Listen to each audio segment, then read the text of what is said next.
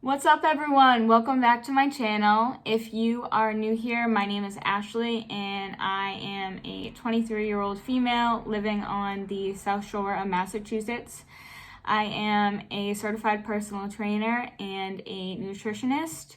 So a lot of my YouTube videos have a lot to do with body confidence, fitness, nutrition, all things health and wellness. But before we get started, I want to bring your attention down below my YouTube video. If you look into the details underneath my video, you will see that I created a new program called AP Confidence. And this is a program designed to help women become more confident in their bodies through a lot of healthy lifestyle changes. So if this is of interest to you, there is a link right below in the details where you can sign up to have a free one-on-one consult with me, and we will discuss whether you are a good fit for the program. So today's video, we are talking a lot about fitness.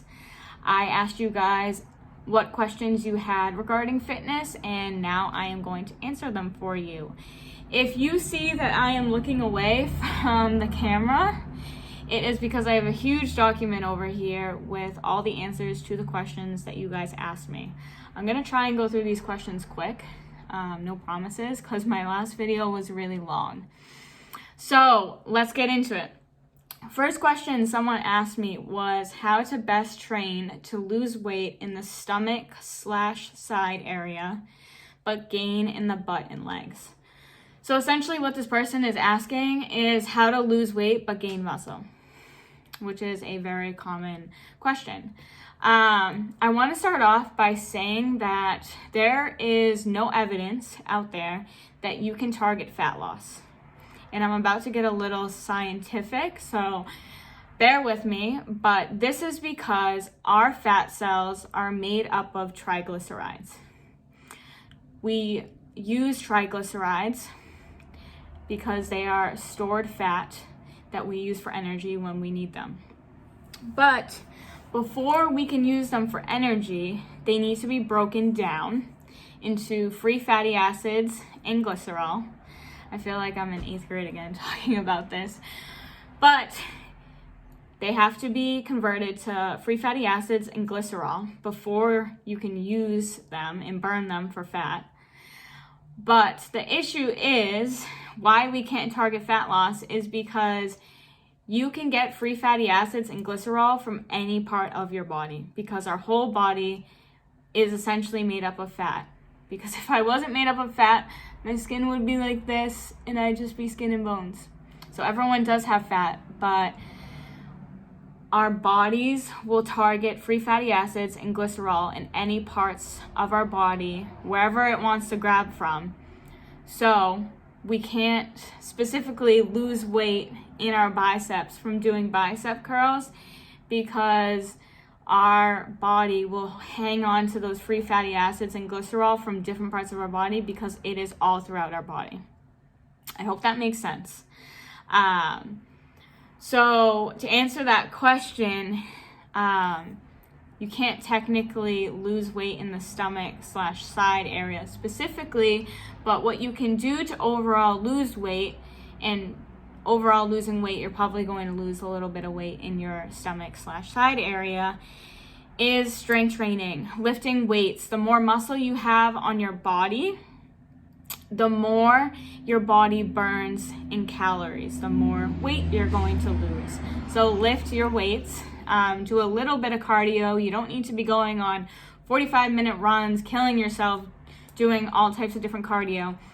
But if you're trying to gain muscle in the butt and legs, you must be doing exercises that target your legs, that target your butt, and consistently going up in weights. You're not gonna get bulky or any of that stuff, but in order to gain more muscle, you need to lift weights. I hope that answers that question. Next question is how to increase stamina for high intensity workouts. So first thing I want to say about that is anyone can do high intensity workouts. It's all in your head. So if you are planning to go to the gym and you're like, I'm gonna have a kick-ass workout today. I'm gonna do a lot of high intensity workout exercises, but I'm not in the mood for it. Then there's probably a good chance that you're not gonna have a lot of stamina for that workout, as opposed to going to the gym and being like, I'm gonna crush this workout. I know it's high intensity, it's gonna be tough, but I got this. So increasing your mindset, well, not increasing your mindset, but changing your mindset to believe that you can do these high intensity workouts is the first step to actually increasing your stamina and actually doing them.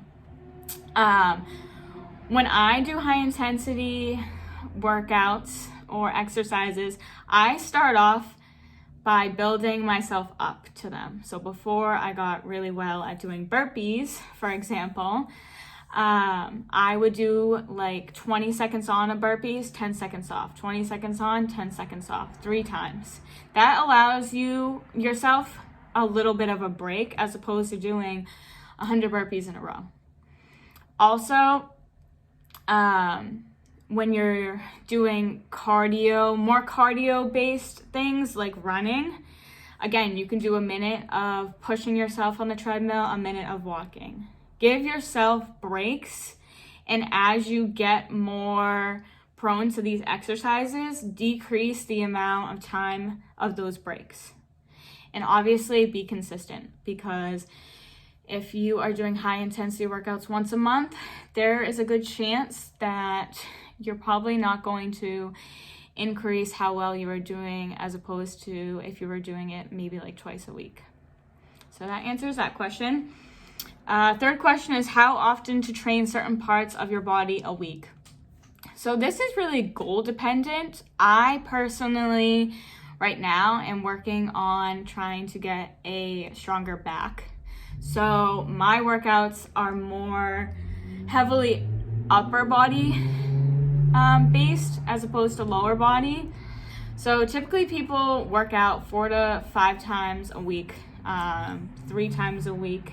So when it comes to training certain parts of your body, you want to group your biggest muscle groups together. So those are your biceps, your triceps, your shoulders, your chest, your back, your hamstrings, your quads, and your calves. So if that's the case, then typically I will work my back and biceps together, my triceps, shoulders, and a little bit of my chest together, hamstrings and butt. I forgot about that. Your butt is very important for your hamstrings and for just everything in life. And then your calves and quads. You could also do a full body workout as well, like in the middle of or in the midst of doing an upper, lower, full body, upper, lower. If you're training like 5 days a week. If you're training 4 days a week, you could be doing upper, lower, upper, lower. 5 days, upper, lower, full body, upper, lower. I think I just said that. 3 days a week, upper, lower, and then full body. So typically, it all depends on how many days a week you're working out. So if you're working out 4 days a week, having 2 of those days be upper body, 2 of those days being lower body, and vice versa with the other days of the week. So I hope that answers that question. Next question is, everyone sweats, but how do you overcome that fear everyone's staring at it? This one kind of made me laugh a little, because if you know me, I literally sweat doing anything. And for some reason, I never had an issue with other people looking at me sweating, because if you're sweating, you're putting in work. Just remember that. You're putting in work. You should not be ashamed of sweat. That's hard work coming off your body. Your body is getting so hot that it needs to cool down, so that's why it's sweating. You're putting in the work. So there's nothing to be ashamed of. If anything, people should be looking at you being like, damn, like she's getting a good workout in. Because like when I see people working out and sweating, I'm like, that's what I think. I'm like, damn, they're putting in a really good workout if they're sweating that much. I'm never like, ew, they're sweating that much. Just don't give a shit about what other people think of you. You're in there for you. You're not in there to please anyone else. So if you're sweating, it's probably a good thing. Like I said, you're putting in the work. Bring a towel with you if you are pretty self-conscious about it and can't really get over that part of exercising it. Bring a towel with you and go to the bathroom if you need to wipe your face a little bit. No shame in that. No shame in that at all. Next question, is cellulite a fitness related thing? How do you get rid of it? Is it strictly nutrition? So cellulite, if you are unaware of what it actually is fat deposits underneath your skin. Everyone has cellulite, pretty much everyone. I think I read a statistic that like 90% of women have cellulite. So I have cellulite. Your neighbor probably has cellulite. Your roommates, your mother, your parents, your grandmother, your friends. They all probably have cellulite. And it's completely normal. It's something that happens as we get older. And unfortunately, men, of course, don't have cellulite as much. But this is actually because women's fat cells and connective tissue, they line up vertically. So it's easier to see the fat cells, and it's easier to see through the skin, the cellulite, as opposed to men, they have crisscross. Their fat cells and connective tissues form at a crisscross, so you can't really see cellulite as much. But hormones and genetics play a big role with cellulite. So sometimes cellulite is just unavoidable. You kind of have to deal with it and accept that it is a part of your body growing, a part of you getting a little bit older. But just to be clear, there are some nutrition related things that you can do, such as making sure that you are eating healthy fats and not fats that are not beneficial to your diet. So healthy fats, peanut butter, avocados. Unhealthy fats that are found in cupcakes. A bunch of processed foods have a lot of fats. So making sure you're making healthy fat choices. And drink your water. Drink your water so you can hydrate your fat cells and increase your fiber intake. Exercise can help reduce the amount of cellulite because it can tighten your muscles.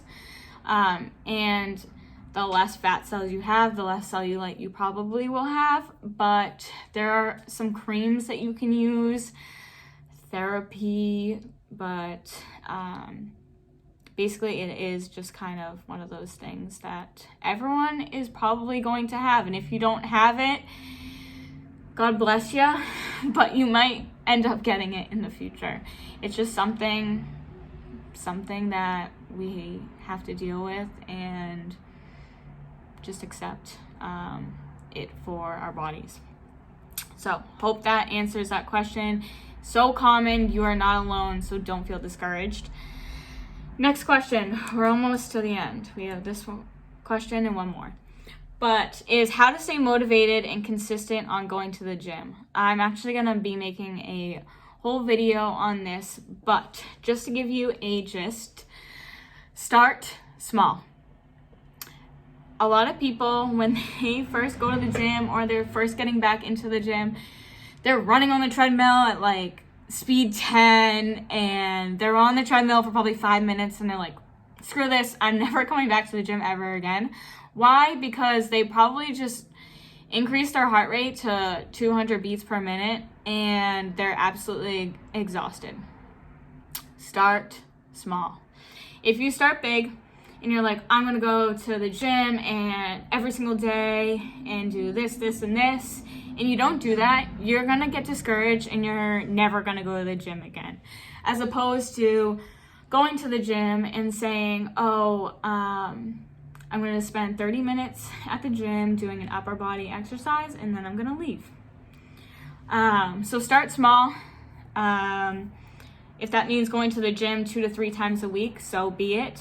And once you kind of get into the routine of going to the gym twice a week and you're consistently doing that, maybe bump it up to 3 times a week. Start small. Don't overwhelm yourself with big goals, because if you don't accomplish those big goals, you are going to get discouraged and you're never going to want to go to the gym again. Start small. Small goals lead to big achievements. Remind yourself that. Another thing is figure out your why. Why do you go to the gym? Why do you exercise? Why do you like to exercise? I guarantee you, if you can answer those questions and really get to the root of asking yourself why you go to the gym, you're more likely to go to the gym. Remind yourself of what that reason is to motivate you to go to the gym. And remember, health is wealth. Without our health, we are nothing. So you should be exercising, but start small. Last question is what to do when you plateau with your weight. So if you are unaware of what that means, typically when people are starting a lifestyle change, they will lose a certain amount of weight and then they will hit what is called their plateau, meaning that it might take a little bit more, might take a little bit longer for them to consistently see results. So I always say check 2 things: your stress levels, because the more stressed out you are, the more cortisol levels you have in your body. Cortisol is your stress hormone. The more stress hormones you have in your body, the more likely chance that you are producing more fat in your body. Fat and cortisol are directly correlated. The more cortisol, the more fat. The less cortisol, the less fat. And also check your protein intake. Protein is huge for replenishing your muscles after you work out. Rule of thumb, try getting 20 grams of protein in at each meal. And also checking those 2 things, and then increase your activity level. If you're doing bicep curls with 10-pound weights for 3 months, the only thing that you are going to get good at is lifting 10-pound weights for bicep curls. You need to slowly up the weights. You're not gonna get bigger, I promise you. I mean, you're not gonna get bulky if you're a girl listening to this. So increase the amount of weight you're lifting, increase the duration of your exercises, make them more challenging, and stay consistent. So those are the questions that you guys gave to me. Again, if you are interested in, building more body confidence within yourself, go down into the details, click the link to have a one-on-one call with me where we can discuss if you would be a good fit for my program. I hope you guys enjoyed this video. I hope I answered your questions, and I hope you learned something new. I will see you on the next video.